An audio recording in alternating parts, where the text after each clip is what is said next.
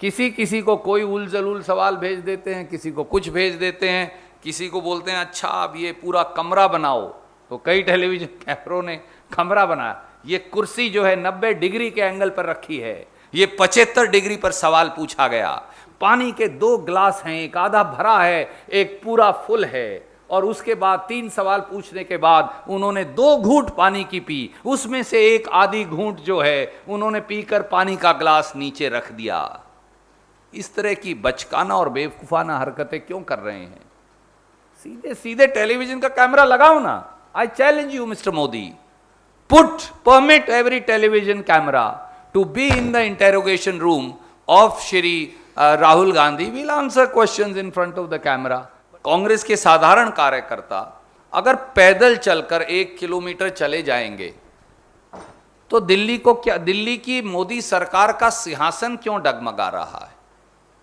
दिल्ली को छावनी में तब्दील कर भाजपा ने यह साबित कर दिया कि वो एक कायर सरकार है, वो एक डरपोक सरकार है। जिस प्रकार से जानलेवा हमला बोला गया भारतीय राष्ट्रीय कांग्रेस के संगठन महासचिव श्री केसी वेणुगोपाल पर कल, दिल्ली के प्रभारी श्री शक्ति सिंह गोहिल को जो गुजरात से आते हैं और सांसद हैं, टारगेट बनाकर उन्हें मारा गया, टारगेट बनाकर उन्हें चोट पहुंचाई गई। देश के गृह मंत्री, पूर्व वित्त मंत्री श्री पी चिदम्बरम की पसली तोड़ दी गई, उन्हें धक्के मारकर उनका चश्मा तक जमीन पर गिरा दिया गया। उत्तर प्रदेश में 10 साल तक विपक्ष के नेता सांसद श्री प्रमोद तिवारी को धक्के मारकर पुलिस द्वारा सड़क पर फेंका गया, पसलियां तोड़ दी गई।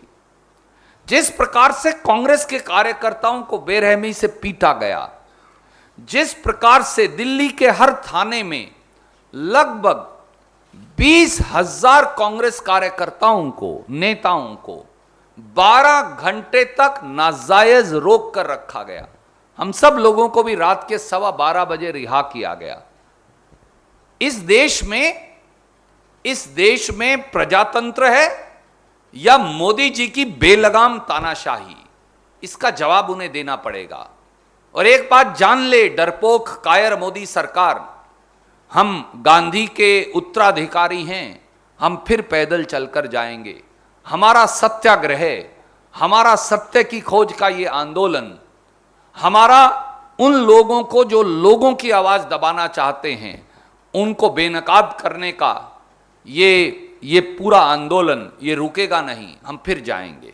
12 घंटे आप 20,000 कार्यकर्ताओं को जेल में कैसे बंद कर सकते हैं? आप इस देश के पूर्व गृह मंत्री, इस देश के पूर्व वित्त मंत्री, इस देश के सांसदों की पसलियां पुलिस से कैसे तुड़वा सकते हैं? आप लाठियां क्यों बरसवा रहे हैं? आप डरते क्यों हैं? Why are you scared, mister Modi? BJP के 50-50 मंत्री क्यों हमलावर हैं? उनके पेट में क्यों दर्द हुआ है? वो अपना काम क्यों नहीं करते? वो इतना समय, आप मुझे बताइए, आपने 20,000 लोग अरेस्ट किए, 20,000। पूरे देश के अंदर आपने लगभग 5 लाख लोगों ने गिरफ्तारियां दी, कांग्रेस के कार्यकर्ताओं ने। आपने उन सबको जेल में 12 घंटे तक रखा। आपने 20,000 के करीब पुलिस वाले आज भी लगा रखे हैं, 100 से ज्यादा आपने बैरियर लगा रखे हैं। क्यों सरकार का पैसा खराब कर रहे हैं? अपना काम करो भैया। हम तो सिर्फ पैदल चलकर एक कार्यालय के बाहर शांति प्रिय गांधीवादी तरीके से धरने पर बैठना चाहते हैं। 50 मंत्री अपने महकमे छोड़कर, अपना काम छोड़कर राहुल गांधी जी और कांग्रेस को गालियां देने पर लगे हैं। क्यों? आप देश का समय बर्बाद क्यों कर रहे हैं? You are the one who is accountable and responsible for this nonsense and farce because you are a coward. प्रधानमंत्री जी, कभी आप एक प्राइवेट कंपनी के नुमाइंदे बनकर राफेल का ठेका फ्रांस में दिलवाते हैं और कभी एक प्राइवेट कंपनी का नुमाइंदा बनकर श्रीलंका में प्राइवेट कंपनी को बिजली का ठेका दिलवाने की सिफारिश करते हैं। श्री राहुल गांधी ने मुट्ठी भर उद्योगपतियों के नुमाइंदे बने प्रधानमंत्री से सवाल कर उनको कटघरे में खड़ा कर दिया, इसलिए श्री राहुल गांधी से परेशानी है। दोस्तों, क्रोनोलॉजी समझिए, देशवासियों क्रोनोलॉजी समझिए। मोदी सरकार ने बौखलाकर इलेक्शन मैनेजमेंट डिपार्टमेंट यानी ईडी के पीछे छिपकर आपकी सत्यनिष्ठा की आवाज पर हमला बोला है। यह हमला विपक्ष की उस निर्भीक आवाज पर है जो जनता के सवालों को दृढ़ता से सरकार के समक्ष रखते हैं और सरकार से जवाबदेही मांगते हैं, जो जनता के मुद्दों को भयमुक्त तरीके से निडरता से उठाते हैं। लेकिन श्री राहुल गांधी वो व्यक्ति हैं जिन्होंने सरकार की आंख में आंख डालकर जनता से सवाल उठाए, इसलिए उनसे परेशानी है। साथियों, दोस्तों, देशवासियों, ये हमला उसी निर्भीक आवाज पर है जो आपकी आवाज है। यह हमला जनता के मुद्दों पर है, कांग्रेस या श्री राहुल गांधी पर नहीं। यह हमला बेरोजगारों पर है, यह हमला गरीबों पर है, यह हमला मध्यम वर्ग पर है, यह हमला नौकरी पेशा लोगों पर है, यह हमला महिलाओं, युवाओं, दलितों, पिछड़ों, आदिवासियों पर है। यह हमला देश के संविधान से जुड़े मुद्दों पर सवाल पूछने पर है। इसलिए हम फिर कहते हैं, हम ना डरेंगे, ना झुकेंगे, ना दबेंगे। राहुल गांधी और कांग्रेस देश के लिए लड़ेंगे। हेमंता बिस्वा शर्मा जी जब कांग्रेस में थे तो लुई बर्गर केस में, शारदा घोटाले में उन्हें ईडी और सीबीआई ने बुलाया या नहीं बुलाया? उसके बाद वो कांग्रेस से दौड़कर भाजपा में शामिल हो गए, आज भाजपा के मुख्यमंत्री हैं। तो कहां गया शारदा घोटाला और कहां गया लुई बर्गर केस और कहां गए ईडी के संबंध और कहां है सीबीआई? कर्नाटक के मुख्यमंत्री, पूर्व मुख्यमंत्री माननीय येदियुरप्पा साहब, उन पर ईडी का केस दर्ज है या नहीं दर्ज है? उनको ईडी के समन और बेटे को आए हैं या नहीं आए हैं? परंतु 8 साल बीत गए, कहां गया ईडी का केस? नारायण राणे जी जब कांग्रेस में थे तो उन पर रेड हुई, ईडी और इनकम टैक्स के मुकदमे दर्ज हुए, फिर नारायण राणे जी बीजेपी में शामिल हो गए। अब वो पाक साफ है, ना ईडी का केस रहा ना सीबीआई का मुकदमा रहा।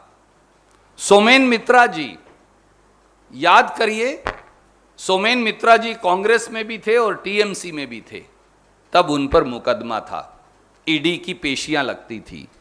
अब वो बीजेपी में जब शामिल हो गए तो सब कुछ खत्म हो गया। रमन सिंह जी, क्या उनके ऊपर और उनके शायद बेटे पर कोई ईडी का केस है या नहीं है?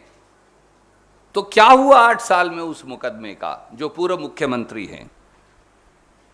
कर्नाटक में जो 40% कमीशन खाते पकड़े गए सारे मंत्रीगण, उन पर ईडी का केस क्यों नहीं हुआ? मुकुल रॉय जी, जब तक वो एक दूसरी पार्टी में थे उन पर ईडी का केस था, फिर वो बीजेपी में चले गए, ईडी का केस ठीक हो गया। शुवेंदु अधिकारी जी, उन पर बहुत सारी कार्यवाही हुई, जैसे ही वो बीजेपी में चले गए वो सब ठीक हो गया। एक लंबी लिस्ट है, सैकड़ों लोगों की, बीजेपी में भर्ती हो जाओ, दूध से धुले हो जाओ, सारे मुकदमे बंद।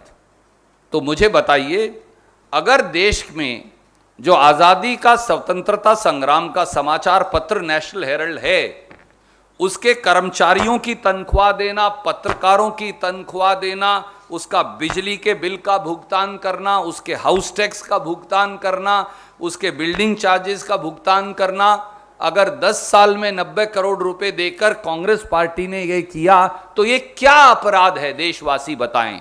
फिर तो हर पत्रकार दोषी है और हर अखबार और टेलीविजन का मालिक दोषी है, हर बिजली के बिल का भुगतान करने वाला दोषी है, हर हाउस टैक्स देने वाला दोषी है। 140 करोड़ देशवासियों को ईडी में बुला लीजिए। एक आंकड़ा बड़ा महत्वपूर्ण है, ये जो भारतीय जनता पार्टी का इलेक्शन मैनेजमेंट डिपार्टमेंट है ना, इसके पास 5422 मुकदमे हैं।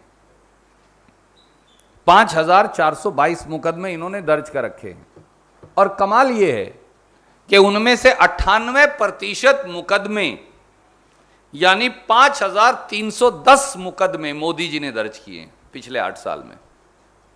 क्या ये नहीं दर्शाता कि ईडी अब इलेक्शन मैनेजमेंट डिपार्टमेंट बन गया है? ये मोदी जी टेलीविजन चैनल पर आपके पत्रकार मित्र कुछ जो हैं और कुछ प्रवक्ता, पत्रकार मित्र कुछ जो प्रवक्ता बन जाते हैं और कुछ प्रवक्ता चिल्ला चिल्लाकर कई बातें कहते हैं। क्या मुझे 3 सवालों का जवाब देंगे? पीएमएलए में जो मुकदमे में आपने हमें ईडी में बुलाया है, उसके लिए तो एक प्राथमिकी एफआईआर दर्ज होनी चाहिए। कहां है वो एफआईआर? आज तक कोई एफआईआर दर्ज नहीं, क्योंकि कोई अपराध ही नहीं। सुब्रमण्यम स्वामी की प्राइवेट कंप्लेंट है और वो प्राइवेट कंप्लेंट सुब्रमण्यम स्वामी की दरखास्त पर स्टे कर दी गई है, यानी वो कंप्लेंट भी नहीं है आज के दिन। तो क्या अपराध है? ईडी के समन देने के लिए यह कानूनी जरूरत है कि एक एफआईआर दर्ज होनी चाहिए किसी थाने में। बताइए कौन से थाने में एफआईआर दर्ज है? किसी थाने में कोई एफआईआर दर्ज नहीं। प्राइवेट कंप्लेंट पर भी स्टे लगवा दिया है।